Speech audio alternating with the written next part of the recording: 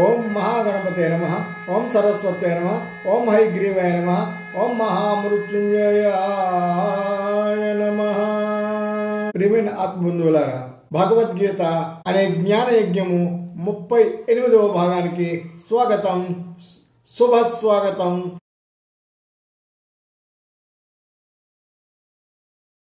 ప్రియమైన ఆత్మబంధువులారా, మనం ఇంకా రాజవిద్య రాజవిష యోగంలో ఉన్నామండి. పితామహస్య జగతో మాతా దాత పితామహ వేద్యం పవిత్రమోంకారం రుక్సామయజురేవ చ.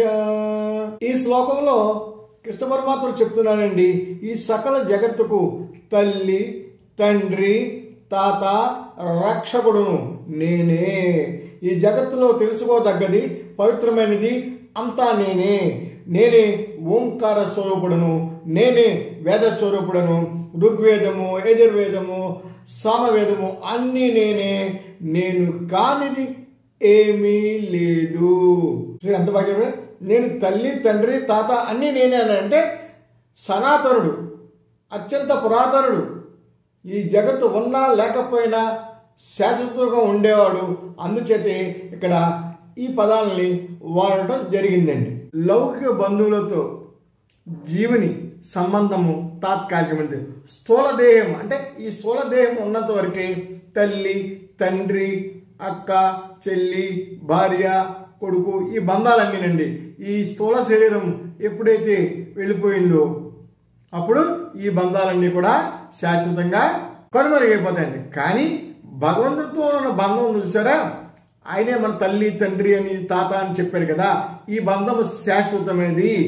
ఇది గ్రహించి భగవంతుని మనం ధ్యానిస్తూ అనిత్యం ఆయనతో మమేకమై మనం ఉన్నట్లయితే ఇది జన్మ జన్మల బంధంగా ఉండి ఏదో ఒక రోజుని మన పుణ్య ఫలం వల్ల మోక్ష మార్గాన్న ఆ పరమపదాన్ని చేరడానికి మార్గం దొరుకుతుందండి. గతిర్భర్త ప్రభు సాక్షి నివాస శరణం సుహృద్ ప్రభవ ప్రళయస్థానం నిదానం బీజమవ్యయం. ఈ శ్లోకంలో చెప్తారండి కృష్ణ పరమాత్ముడు, ఈ జగత్తుకు భర్త నేనే. అంటే భర్త అంటే భరించేవాడండి. అంటే ఈ జగత్తుకి భర్త నేనే, ఈ జగత్తునంతా భరించేవాడు నేనే అని చెప్తున్నాడండి.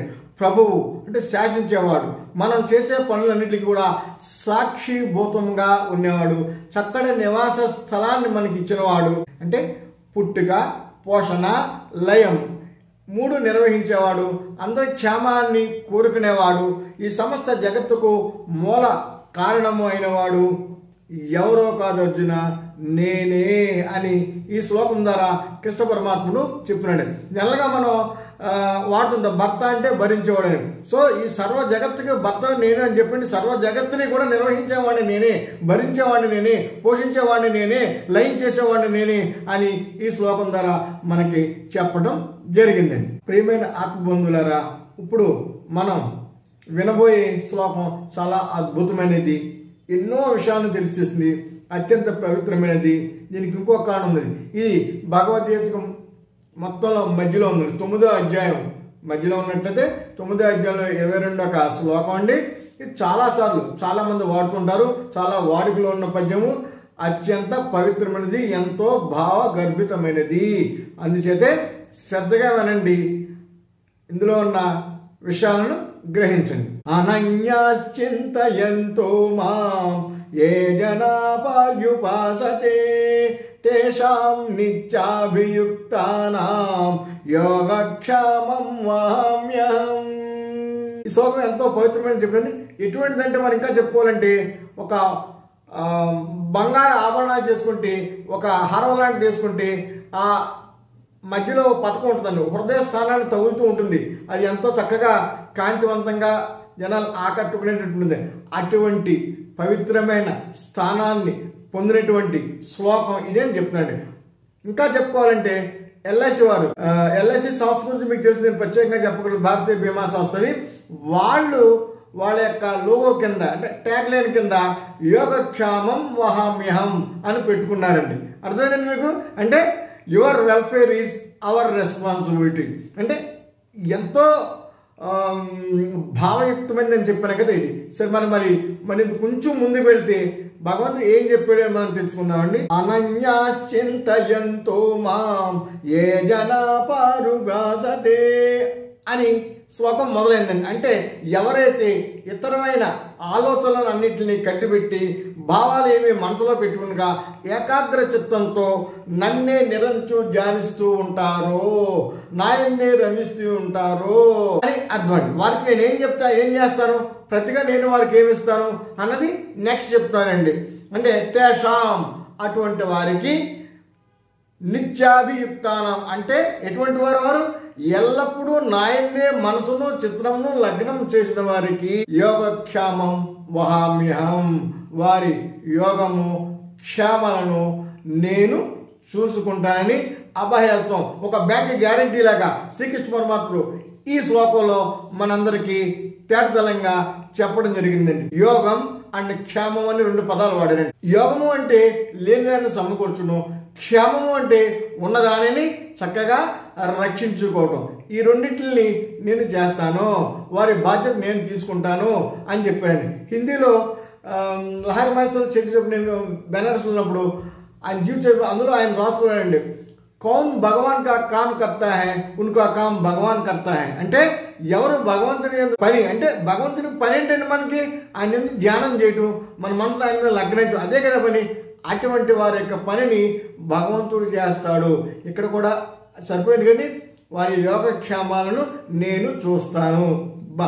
ఏ విధమైన గ్యారంటీ ఇచ్చాడు భగవంతుడు. ఈ విధంగా భక్తులకు భగవంతుడు ఇచ్చిన అభయహస్తాన్ని మనం ఆలోచించినట్లయితే భక్తులందు భగవంతుడికి ఆహా ఎంత ప్రేమ, ఎంత కరుణ, ఎంత వాత్సల్యము మనకు అర్థమవుతుంది.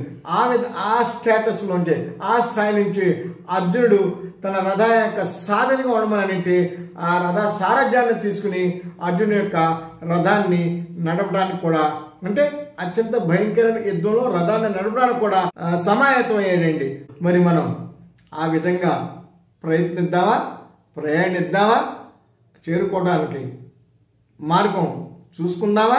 ప్రేక్షక మహాశైలారా, మనం మరో అద్భుతమైనటువంటి శ్లోక రాజములకి ప్రవేశిస్తున్నాం. ఎన్నో సందేహాలు నివృత్తి అవుతాయండి. శ్రద్ధగా వినండి. పత్రం పుష్పం ఫలం తోయం యో మే భక్త్యా ప్రయచ్చతి తదహం భక్త్యుపహృతం అశ్నామి ప్రయతాత్మనః.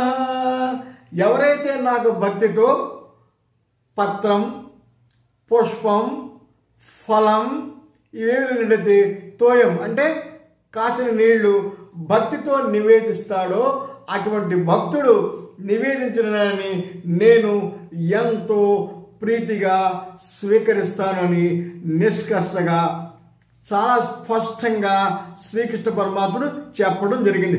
భగవంతుడికి ఏం ప్రసాదం పెట్టాలి, ఏం చేయాలి అని చాలా తరచుగా చాలా సందేహాలతో ఉంటాం. ఈ దేవుడికి ఈ పువ్వు పనికిరాదు, ఆ దేవుడికి ఆ పువ్వు పనికిరాదు, ఈ పూజ చేస్తే ఈ నైవేద్యం పెట్టాలి, ఈ పూజ చేస్తే ఈ నైవేద్యం పెట్టాలి, ఇన్ని రకాల పిండి వంటలు చేయాలి, 3, 6, 9, 10 ఇలాగా రకరకాల విషయాలన్నీ కూడా వాడుకలో ఉన్నాయండి. ఇక్కడ చాలా చక్కగా శ్రీకృష్ణ పరమాత్ముడు మన సందేహాలన్నింటినీ నివృత్తి చేయడానికి ఈ శ్లోకం ద్వారా పత్రం, పుష్పం, ఫలం తోయం, పత్రము కానీ, ఫలము కానీ, పుష్పము కానీ ఏమీ లేదే భక్తితో ఒక నీటి చొప్పున నాకు ఇచ్చినా కూడా నేను స్వీకరిస్తాను.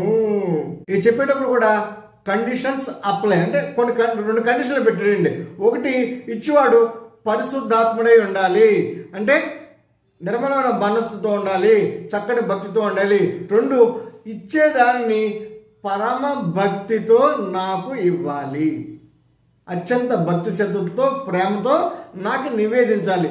ఈ 2 ఉంటే చాలు, ఏమి ఇచ్చినా నేను తీసుకుంటానన్నానండి. ఇది దీనికి మనం ఇంకా చెప్పుకోవాలంటే రాయవరానికి వెళ్ళినప్పుడు శ్రీకృష్ణ పరమాత్ముడు దుర్యోధనుడు ఆయనకి విడిదిని ఏర్పాటు చేసి చక్కటి భోజనాన్ని ఏర్పాటు చేస్తే దాన్ని తిరస్కరించి, ఎందుకంటే దుర్యోధనుడి దగ్గర భక్తి ప్రేమ 2 లేవండి. ఈ 2 ఉన్న విదురుని ఇంటికి వెళ్ళి ఫలహారాన్ని స్వీకరించి అక్కడ సేద తీరుతారండి. అంచేత ప్రేమ భక్తి లేని చోట ఆయన ఉండడు, ఆయన వెళ్ళడు. అది ఎక్కడ ఉంటుందో నేను అక్కడికే వెళ్తానండి. డీప్గా చూసినట్టు అసలు విషయం ఏంటండి? భక్తి.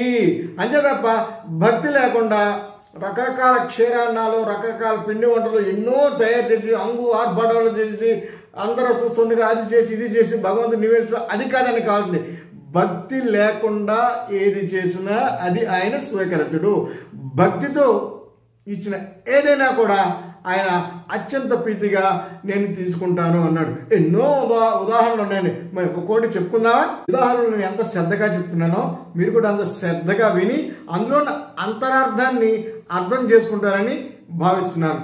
శ్రీకృష్ణ తులాభారం సినిమా చూస్తాం, కథలు వింటాం, అందులో ఉన్న అసలు సత్యాన్ని మనం గ్రహించకుండా కథ బాగుంది, సినిమా చూసాం బాగుంది అనుకుంటాం. అసలు విషయం ఏంటంటే శ్రీకృష్ణుడిని తులాభారం వేసేటప్పుడు సత్యభామ అహంకారంతో శమంతకమని ఇచ్చే బంగారంతో శ్రీకృష్ణుడు చూయడానికి ప్రయత్నించి విఫలమవుతుంది. ఆమెది సకామ కర్మ. అయితే అక్కడే ఇంకో భార్య రుక్మిణి తులసి దళాన్ని తీసుకొచ్చి చక్కగా శ్రీకృష్ణ పరమాత్మ మనసులో భక్తితో తలంచి ఆయన్ని ఆ తక్కిళ్ళు వేస్తే ఆ తులాభారం సంపూర్ణం అవుతుంది. ఎంత గొప్పదండి! ఒక తులసి దళాన్ని తూగుతాడండి ఆయన, తూగాడు. ఇది మనం అర్థం చేసుకోవాలి. భక్తి ప్రేమ ఉన్న చోట నేను ఉన్నానండి. అలాగే విదురుడి ఇంటికి వెళ్తే శ్రీకృష్ణ పరమాత్మని ఎదురుకుండా చూసి తన్మయత్వంతో భక్తి పారవేశంతో ఉంటూ పళ్ళు ఒరిచి అరటిపండు తొక్కలో పండు కింద వాడేసేసి తొక్కలు శ్రీకృష్ణుడికి ఇస్తే ఆయన కూడా అరటిపండు తొక్కల్ని ఆరగిస్తాడండి. కుచేలుడు చిరిగిపోయిన తన ఈ పంచలో కొంచెం అటుకులను మూటగట్టి తీసుకొస్తాడు. కానీ శ్రీకృష్ణుడికి ఇవ్వడానికి మొహాట పడతాడు ఆయన ఆస్తి ఐశ్వర్యం ఎన్ని చూసి. కానీ శ్రీకృష్ణుడు ఆయన భక్తితో తెచ్చిన ఆ కొంచెం అటుకుల్ని వెతికి మూట విప్పి నోట్లో పోసుకుంటాడు. అలాగే రామాయణంలో మనం విన్నాము శబరి కథ. శబరి రాముల వారికి పళ్ళనిస్తూ తాను కొరికి అంటే ఎంగిలి చేసి ఆయనకి ఇస్తుంది. ఆయన కూడా అదే విధంగా ఆస్వాదిస్తాడు. ఏమర్థమైందని మనకి ఇది బట్టి అనన్యమైన భక్తితో ప్రేమతో అదే కథ ఇందులో చెప్పాడు. అనన్యమైన భక్తితో ఎవరు అయితే నా ఇంత మనసు ప్రయత్నిస్తారో నేను వారి చెంత ఉంటాను, వారి యోగక్షేమాలు నేను యోగక్షేమం వహామ్యహం. ఇదే కదా పత్రం పుష్పం ఫలం తోయం. ఏదైనా వచ్చు. ఈ వేళ నుంచి మీ మనసులో సందేహాలన్నీ పోయినాయా? చక్కెర పొంగల్ వంగాలా, పులిహోర చేయాలా, దద్దురదాలు చేయాలా, అన్ని రకాల పిండి వంటలు ఉంటారా, భగవంతుని ఎలా సాటిస్ఫై చేయాలి, ఇవన్నీ కట్టి పెట్టండి. భక్తి లేతే ఇవన్నీ కూడా వేస్ట్. ఆయన అయితే తీసుకోడు. ఇది మాత్రం నెక్కచ్చి చెప్పేశాడు కదా. కండిషన్ 1, కండిషన్ 2 బ్యాంక్ గ్యారంటీ ఇచ్చాడు. ఆ బ్యాంక్ గ్యారంటీకి మీరు ఏం చేయాలో కూడా చెప్పాడు. అంచేత ప్రియమైన ఆత్మబంధువులారా, ఈ వేళ నుంచి సందేహాలన్నింటినీ నివృత్తి చేసుకుని చక్కటి భక్తితో ఇంట్లో ఏముంటే అదే పెట్టండి, ఆయన తీసుకుంటాడు. మీలో భక్తి ఉంటే చక్కగా ఇందాక చెప్పాను, 4 కథలు చెప్పాను, అలాంటి ఎన్నో ఉన్నాయండి. సో భగవంతుడు ఏమి మన నుంచి ఆశించడు, అన్నీ ఆయన మనకి ఇచ్చాడు. ఆయన ఇచ్చిందని మనం ఆయనకి ఇవ్వటం ఏమిటండి? ఆయనకి ప్రతిగా మనం ఇవ్వాల్సింది ప్రేమ, అభిమానము, మనసు ఆయన యందు లగ్నం చేయటము. ఇదండి. ఇలా చెప్పుకుంటూ పోతే ఈ భగవద్గీతలో ఎన్నో అద్భుతమైన విషయాలు ఉన్నాయండి. ఎంత చెప్పుకున్నా తనివి తెరు. ఇవన్నీ చెప్పే భాగ్యం నాకు, వినే భాగ్యం మీకు కలిగింది. నేను ధన్యుని. మన్మనాభవ మద్భక్తో మధ్యాజీ మాం నమస్కురు మామే వైశ్యతి యుక్త్వైవం ఆత్మానమత్పరాయణ. ఇంకా అసలు విషయానికి వచ్చాడండి. అర్జునికే కాదండి, ఇది సమస్త ప్రపంచానికి అందరికీ కూడా ప్రతి వ్యక్తి కూడా చెప్తున్నాడని మనం భావించాలి. ముందుగా నీవు నీ మనసు నా యందు ఉంచు, నా మీద అనన్యమైన భక్తిని కలుగుండు. సకామ భక్తి కానీ నిష్కామ భక్తి కానీ ఏదో ఒకటి ఒక భక్తి నువ్వు కలిగి ఉండు. నన్నే పూజించు, నాకే నమస్కారం చెయ్యి, నీ మనసు నా యందు లగ్నం చెయ్యి, నీలో ఉన్న అహంకారాన్ని వదిలిపెట్టి నన్నే పరమగతిగా భావించు, అప్పుడు నువ్వు నన్ను పొందగలవు చెప్పాడు. అయితే దీనికి కావాల్సింది ఏంటండి? ఏకాగ్రత, నిశ్చయమైన భక్తి, నిష్కామ కర్మ, నిరంతర సాధన. ఇవి ఉంటే మనం అవన్నీ తప్పకుండా చేస్తాం, ఆ భగవంతుని చేరుకుంటాం. ఇక్కడితో ఈ రాజవిద్య రాజగృహ యోగం సమాప్తమైంది. ఓం తత్ సత్.